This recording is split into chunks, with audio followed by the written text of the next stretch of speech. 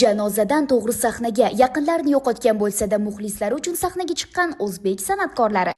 Mavluda Asalxo'jayevaning otasi Abdurahmon Hofiz ham qizining Yakkaxon konsert dasturi kuni vafot etgan. U kun sahnaga chiqishim juda og'ir kechgan. Eng alam qilgani o'sha yilgi dasturda ilk marta otamga bag'ishlab qo'shiq aytishni rejalashtirgandim. Bir kun avval ukalarim qo'shiqni dadamga aytib bering deyishganda, "Yo'q, ertaga konsertda eshitadilar" degandim. Dadam konsert uchun atayin Toshkentga kelganda, "Necha kun bo'lasiz?" deganimda, "Konsertingning 5 kunida ham yoningda bo'laman" degandi. Afsuski konsertning ilk kunida erta tongda jonlari uzildi. Konsertni qoldirishning iloji bo'lmagani uchun ko'zlarim shib katta sahnaga chiqishga majbur bo'lganman. Ayniqsa otamga bag'ishlangan qo'shiqni aytganimda butun zal yig'lagandi. Eng qizig'i, ilk konsert kunida ko'rinish bergan kapalak konsertning 5-kuniga qadar uchib ketmagan. Armonim haqida ko'p so'rashadi. Men o'sha yilgi konsertda xalqqa otamni tanishtirib, unga atalgan qo'shiqni aytishni reja qilgandim. Afsuski, bu menga ushalmas armon bo'lib qoldi.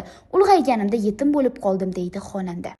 Dilshodbek Musabekov 2012-yil otasi vafot etgan kunning ertasiga konsert dasturida ishtirok etishga to'g'ri kelgan. Afsuski, kasb mas'uliyat sabab u dardini ichiga yutib, xalqni kuldirishga majbur bo'lgan. Dadamni yo'qotish juda og'ir bo'lgan. Ertasi kuni konsert bo'lishi kerak, ammo ko'nglimga qil ham sig'maydigan holatda edim. Jamoadagi yigitlar kelib, "Istasangiz konsertni qoldiramiz.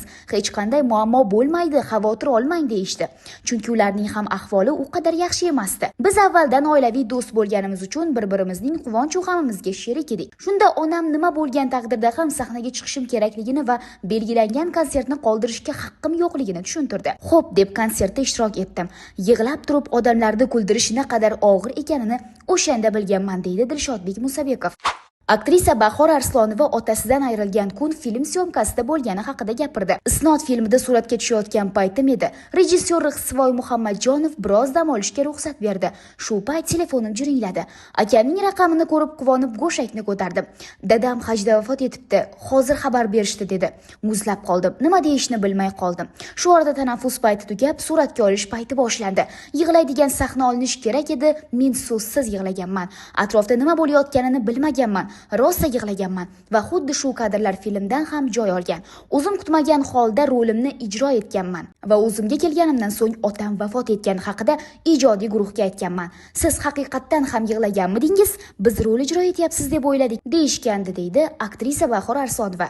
Hosila Rahimovaning otasi Ibrohim Hoji 2006-yilning 10-mart sanasida vafot etgan. Xonanda oradan hech qancha vaqt o'tmay Xalqlar do'stligi san'at saroyida yangi konsert dasturini namoyish etgan. Otamning o'limi oilamiz uchun og'ir zarba bo'lgan. Ko'nglimga hech nima sig'maydigan ahvolda bo'lsam ham bayram dasturlarida ishtirok etishga majbur bo'lganman. Eng yomoni, Yakkaxon konsert dasturimga ham hech qancha vaqt qolmagandi. Uni ortga sursammikan deb o'yladim, ammo atrofimdagi insonlar ko'nishmadi. Ko'nglimga qil sig'maydigan paytda konsertda qo'shiq aytib kuylaganman.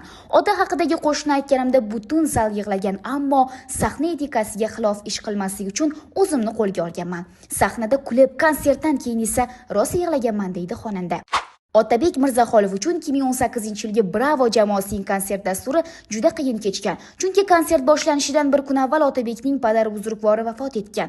U kunlarni eslash men uchun juda og'ir. Konsertga tayyorgarlik avjida edi. Uning sentyabr kuni tongda otam vafot etgan. Yig'lab turib odamlarni kuldirish oson emas. Shu bois konsertga chiqmayman dedim, ammo bir kun qolganda konsert rejasini o'zgartirish hamkasblarim uchun noqulaylik tug'dirishini ham yaxshi bilardim.